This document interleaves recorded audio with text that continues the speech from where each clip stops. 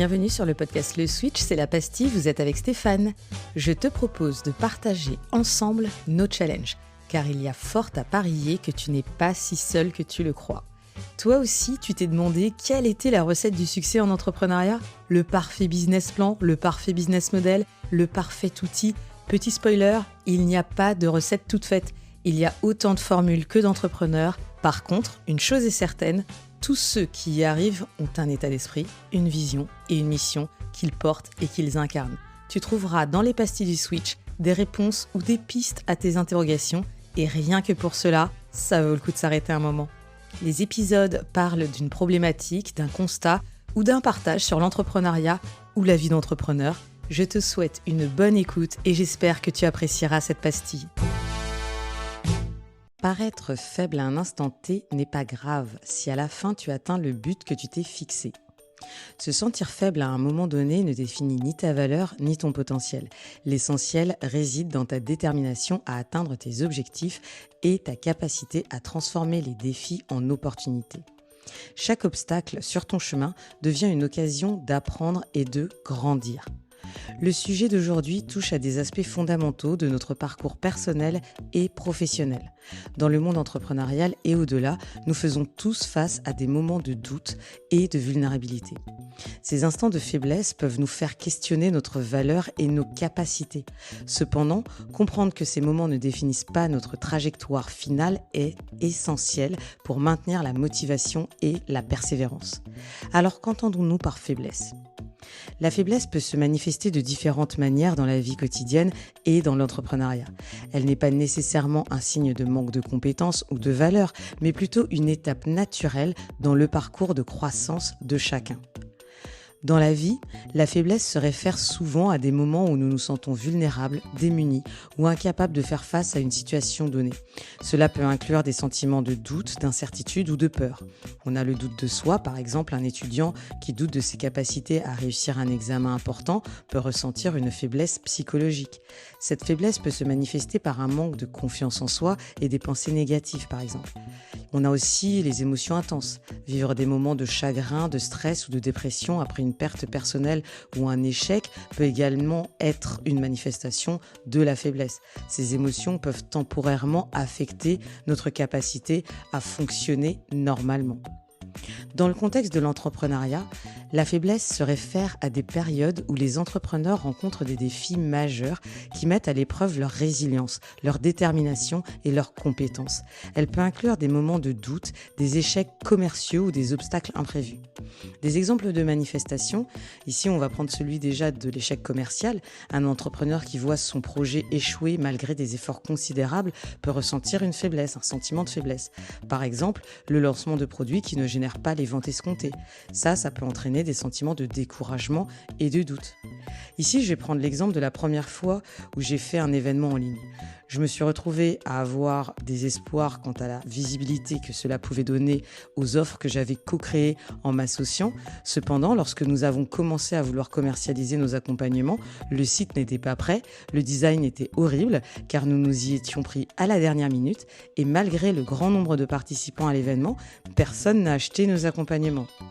Au-delà de l'énorme moment de solitude, je peux également partager cette phase de doute et la nécessité de se rebooster pour lancer le deuxième événement, moins d'un an plus tard, qui n'aura abouti lui aussi à aucune vente. Du coup, pour essayer de comprendre et étant cette fois mieux préparé, nous avons proposé de faire essayer notre produit à des bêta-testeurs pour essayer de comprendre. Les tests sont plutôt positifs quant à l'expérience, pour l'instant en tout cas, et nous nous apprêtons à lancer le troisième événement avec le même enthousiasme, pour ma part en tout cas, et de grandes attentes cette fois quant aux ventes, car nous avons ajusté la forme du contenu à ce que le marché demandait. Nous verrons si nous ferons mieux cette fois. Après tout, Churchill disait bien que le succès, c'est se promener d'échec en échec sans perdre son enthousiasme. Appliquons cela à la lettre. Ensuite, on peut avoir le manque de ressources pour les entrepreneurs ou encore les critiques et les rejets. Faire face à des critiques sévères ou à un rejet de ses idées par des investisseurs, par exemple, ou des clients peut provoquer un sentiment de faiblesse. Un entrepreneur qui voit son pitch rejeté par plusieurs investisseurs clés peut clairement se sentir démoralisé. Les défis et les obstacles auxquels on fait face dans ce cadre-là. Eh bien déjà, on va avoir le doute de soi, Le doute de soi, c'est donc le sentiment d'incertitude concernant ses propres capacités et compétences. Un petit exemple, c'est celui de l'entrepreneur qui va hésiter à lancer un nouveau produit par peur de l'échec ou un professionnel qui va douter de sa capacité à mener à bien un projet complexe. On va aussi avoir cet impact. Cela peut entraîner une paralysie décisionnelle, une baisse de la productivité et un manque de confiance en soi. Un autre point, ça peut être la pression et le stress.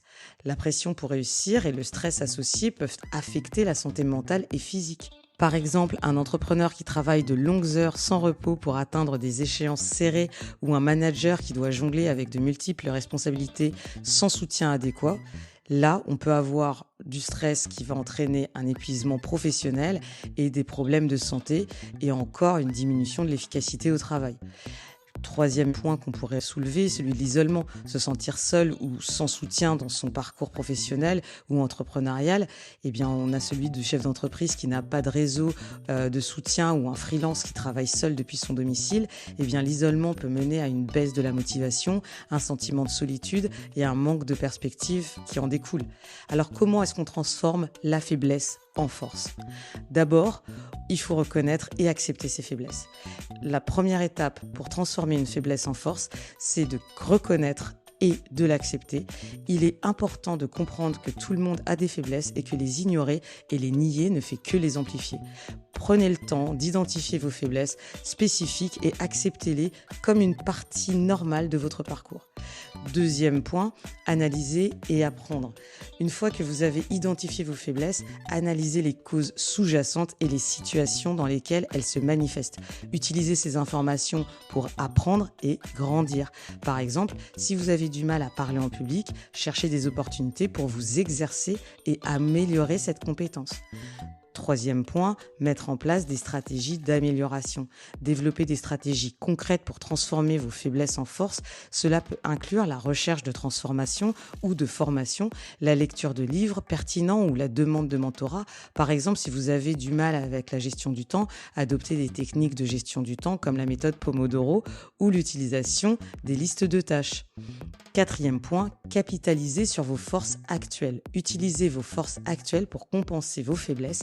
Par exemple, si vous êtes excellent en résolution de problèmes, mais que vous avez du mal avec la communication écrite, utilisez vos compétences en résolution de problèmes pour structurer et améliorer vos écrits. Cinquième point, pratiquez et récupérez des feedbacks. Pratiquez régulièrement les compétences que vous souhaitez améliorer et demandez des feedbacks constructifs à vos pairs, vos mentors, vos collègues. Le feedback vous aidera à identifier les domaines à améliorer et à affiner vos stratégies. En conclusion, se sentir faible à un moment donné ne définit pas ta valeur ni ton potentiel. Ce qui importe vraiment, c'est ta détermination à atteindre tes objectifs. Chaque obstacle sur ton chemin est une occasion d'apprendre et de grandir. Rappelle-toi, les moments de faiblesse ne sont que temporaires, mais la persévérance peut t'amener très loin. C'est la fin de l'épisode. Comme disait Peter Drucker, chaque fois que vous voyez une entreprise qui réussit, dites-vous que c'est parce qu'un jour, quelqu'un a pris une décision courageuse. Si vous avez aimé le podcast, mettez 5 étoiles et si vous connaissez quelqu'un que cela peut aider, surtout partagez. N'hésitez pas à me faire part de vos commentaires et retours en message sur mon compte Insta Stéphane_Le Switch.